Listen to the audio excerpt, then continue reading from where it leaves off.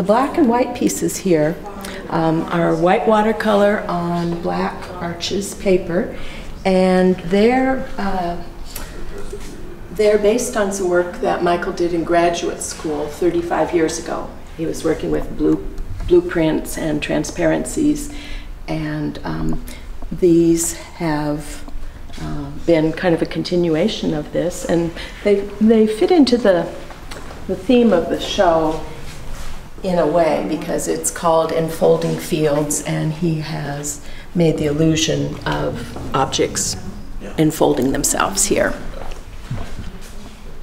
Lovely, fragile, and ghostly feel to them.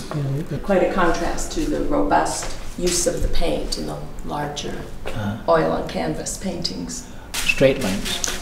Right, except where you see the watercolor itself kind of curves and spirals in places, has that real loose floating flow to it.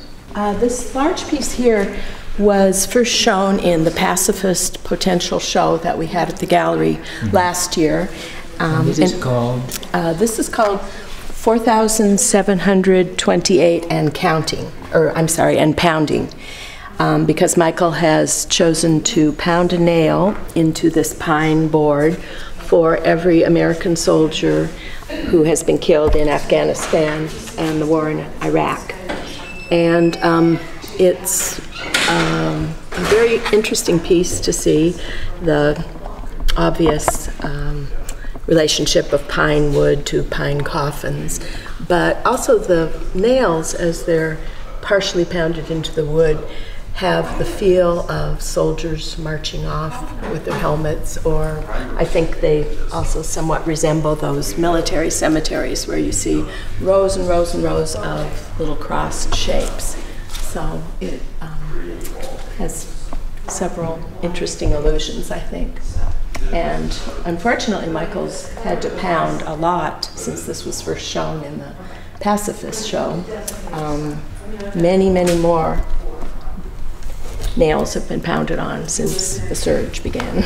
And there's a documentation over here of the number, but also the numbers kept as the nails are pounded. And that's the only painting that was started before. That was shown at Lewis and Clark in Michael's retrospective, but it wasn't finished at that point. It had a lot of the outer areas not yet painted in, and so people could see the pencil drawing on the canvas, and they were more aware of the structure he uses when he works.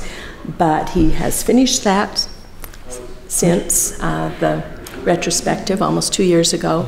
All these were done this year? All these other paintings were painted since April. Wow. They, Michael was on leave, so he got a lot of work. And the thing that I noticed about these is how the central area has a slightly darker, has a bluish, almost like a shadow.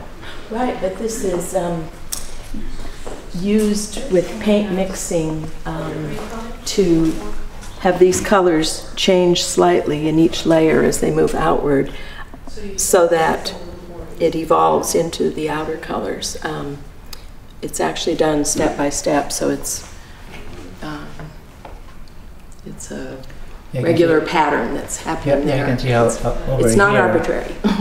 How over here is the reds here are slightly darker, and as you go outward, it's lighter. Right, he's adding yellow. I love these paintings. Well, this is an interesting piece. It's gorgeous and it's beautiful, and some people say it reminds them of the scintillating scotomata that people who suffer from visual migraines get. So it has that element of surprise and sparkle that migraine sufferers are familiar with. And the paints are so thick. The paint is very thick. It's surprising. You have to get close to these to really appreciate how amazingly thickly painted they are. This one's interesting for the effects it has of transparencies, where there are no transparencies, but to me this relates somewhat to the watercolors up in front, the white on black, because you have a feeling of transparency where the colors overlap, where Michael's taken adjacent colors, and in between he's mixed them. So you have the feeling that he's mixed them here on canvas, but it's applied in a different way. But it gives the feeling of that transparent overlapping. I love the thick Carol's thick paint.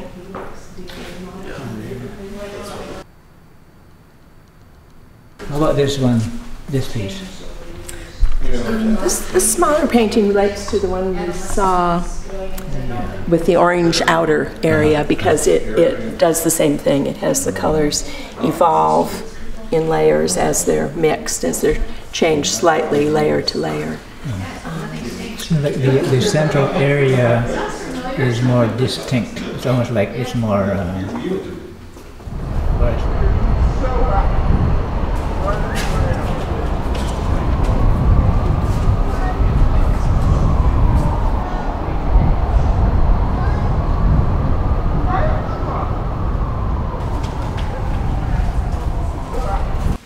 it feels to me almost like the brightness is washing it out and making it more stark. And you're right, here it seems like it's a shadowed spot where you can see it more clearly. It seems sharper.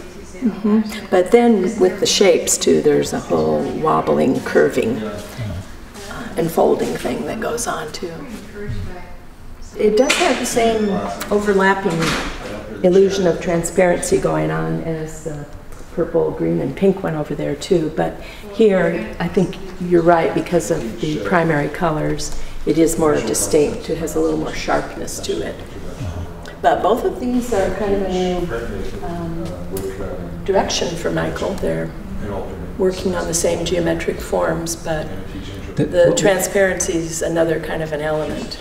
So what is new? What is the new? What's the newness? I think this illusion of transparency that you're getting with this kind of mixing of adjacent colors in between, and the way that your eye sees that as you might see cellophane layers put over each other. And then you get into the spiral too, where it kind of grabs you in. And so he starts off first with the spiral. With the drawing of the spirals. And then he covers the area. People have said it reminds them of colliding universes. There are two main spirals here that I see. Right. There's a lot of other secondary action that's going on, where they overlap and where other forms expand out from those spirals too. Colliding universes. It's great. I see that some of the colors go with your blouse. I kind of blend in a little bit. Yeah. As Michael paints this, and does he show his paintings to you every once in a while, or do you? If I drop by the studio, certainly I'm always welcome to. But he's not secretive. Students drop in while he's working. Colleagues. No, thanks, Carol. Here's Michael, who doesn't want to talk about it. He's all talked out. I've been napping while Carol's been talking. Yes. Yeah. Well, thanks for sharing as your work. It gave me trouble You're very welcome. a year ago.